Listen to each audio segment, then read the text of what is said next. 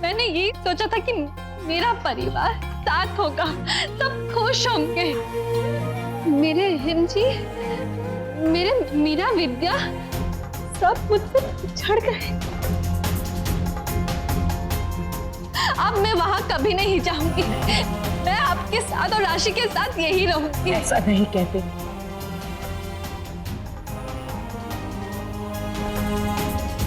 गोपी बहू, तुमने ये जरूर सुना होगा कि सास बहू का गृह प्रवेश करती है, लेकिन ऐसा कभी नहीं सुना होगा कि एक बहू अपनी सास का अपने ही घर में गृह प्रवेश करती है।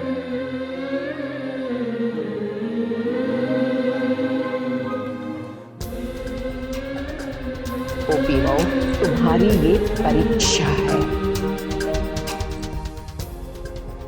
मुझे पूर्ण विश्वास है कि तुम इसमें सफल अवश्य हो। मुझे आपकी चुनौती मंजूर है और मैं आपसे वादा करती हूँ कि मैं अहम जी, मीरा और विद्या को फिर से घर वापस लेकर आऊं और हम फिर से पूरा परिवार एक साथ रहेंगे। पहले की तरह हमारे परिवार में फिर से खुशियां लौट आएंगी।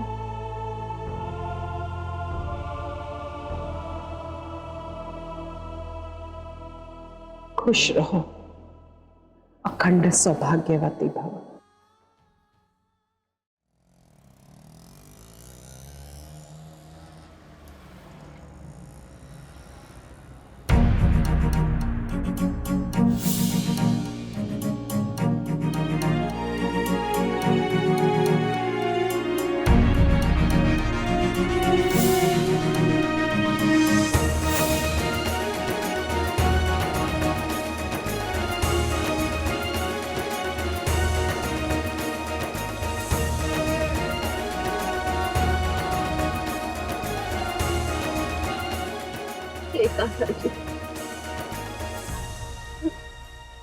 ये सब क्या हो गया?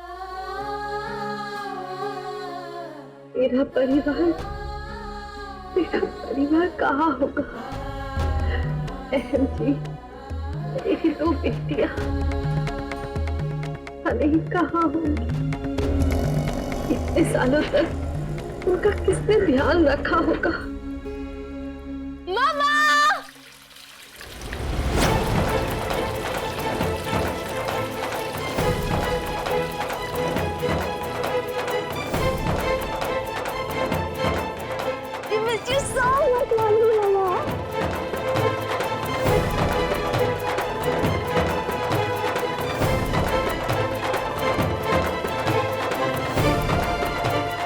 हेलो।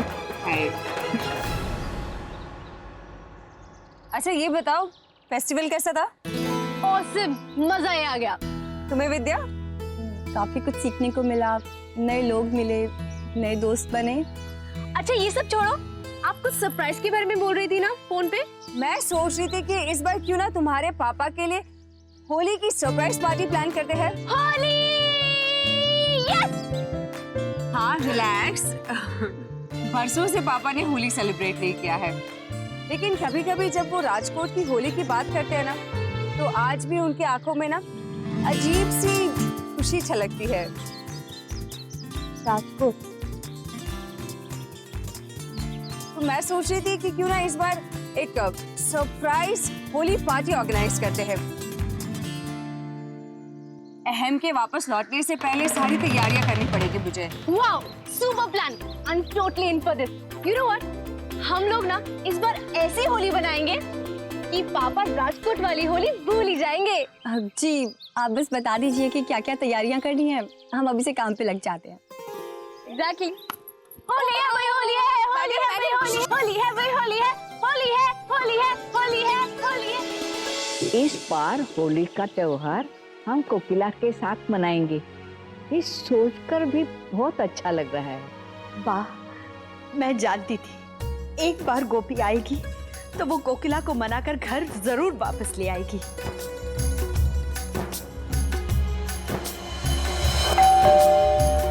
कोकिला और गोपी आ गए।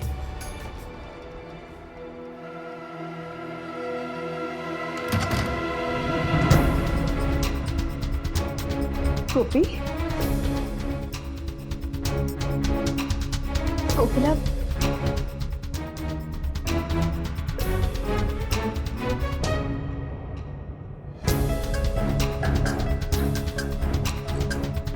गोपी बहन, काकी जी कहाँ है?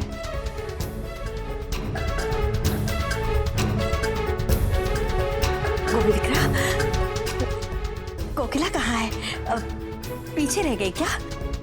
यही बात तो मुझे आप सबसे पूछनी चाहिए। कहाँ है माँ जी?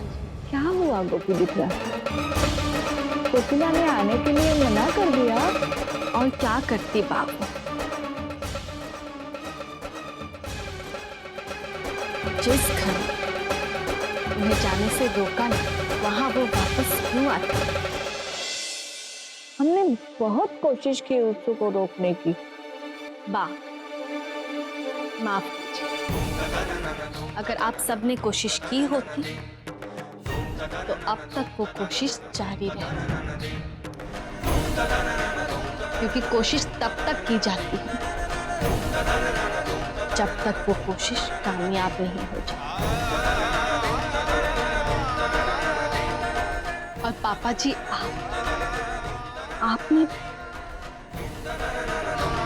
आपने भी माँ जी को ऐसे समय में अकेले छोड़ दिया।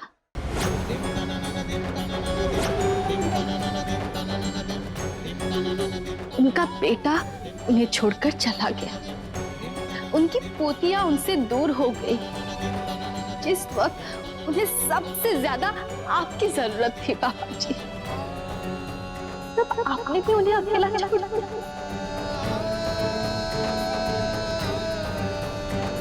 परिधि, तुमसे मैं क्या कहूं?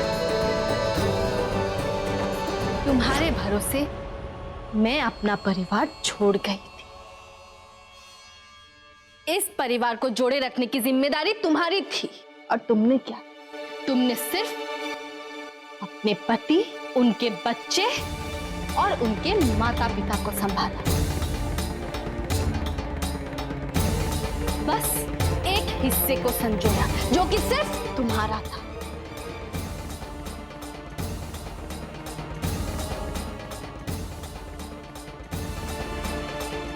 और मेरा हिस्सा, मेरे हिस्से का क्या परिधि? मेरे हिस्से को बिखरने के लिए छोड़ दिया। परिधि, तुम्हारे भरोसे छोड़ गई थी ये परिवार, असफल रही तुम, बिखर गया मेरा परिवार, टूट गई हमारी सांझी छत।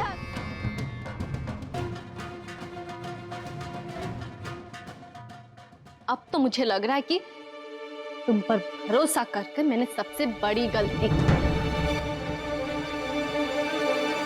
जो अपने बच्चे को अपनाने से मना कर सकती है, वो भला मेरे परिवार को क्या संभालती?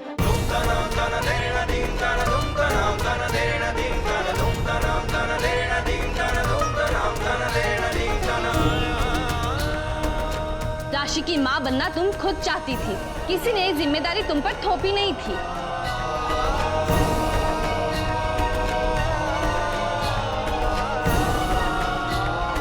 पर तुमने क्या किया परिधि? उस नन्ही सी जान को अपनाने से मना कर दिया।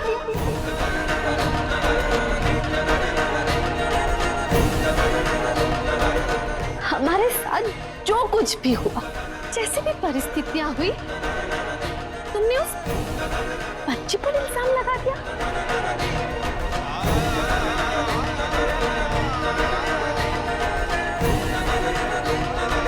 नहीं परिधि, ये तुमने सही नहीं किया।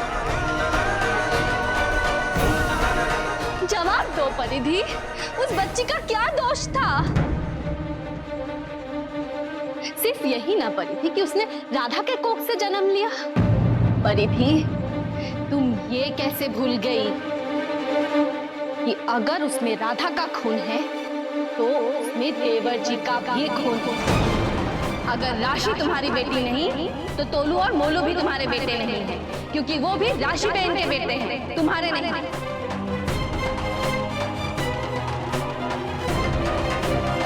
और अब तो मुझे ऐसा ही लगता है, राधा से दुश्मनी निकालने के लिए राशि को उससे छीनना चाहता।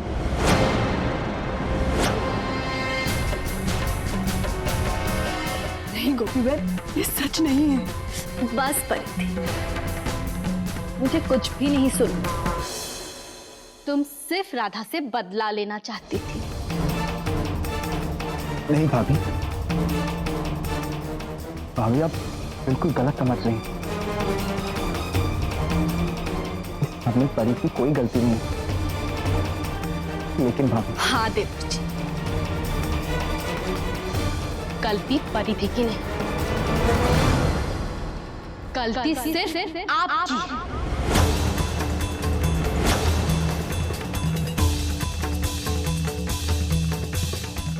भाभी प्लीज आप मेरा विश्वास कीजिए। भाभी मैंने हर मुमकिन कोशिश की है उन्हें ढूंढने की, इसीलिए आज भी हर जगह मैंने अहम भाई की वैसे के वैसे रखी। देवर जी, आप लक्ष्मण की तरह क्यों नहीं बने? उनकी तरह भाई के साथ वनवास पर क्यों नहीं गए? आप सबसे मुझे ये उम्मीद नहीं थी। मेरे सवालों का किसी के पास भी कोई भी जवाब नहीं, बस बहाने बहुत सारे। एक समय था जब मुझे गर्व होता था ये कहते हुए कि मैं मोदी परिवार का हिस्सा हूं, लेकिन आज बड़े अफसोस के साथ मुझे कहना पड़ रहा है कि मुझे शर्म आ रही है ये कहते हुए कि मैं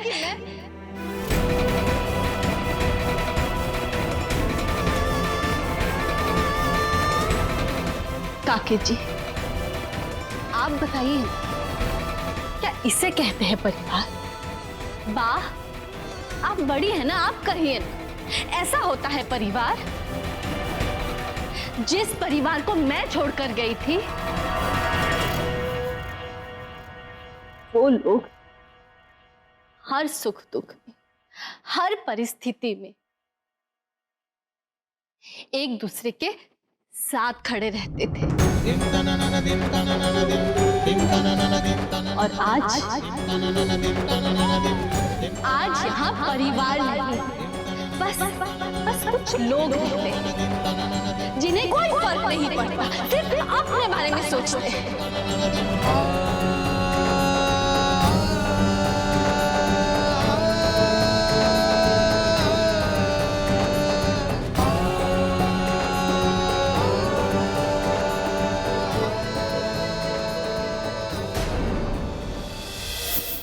साथ निभाना साथिया।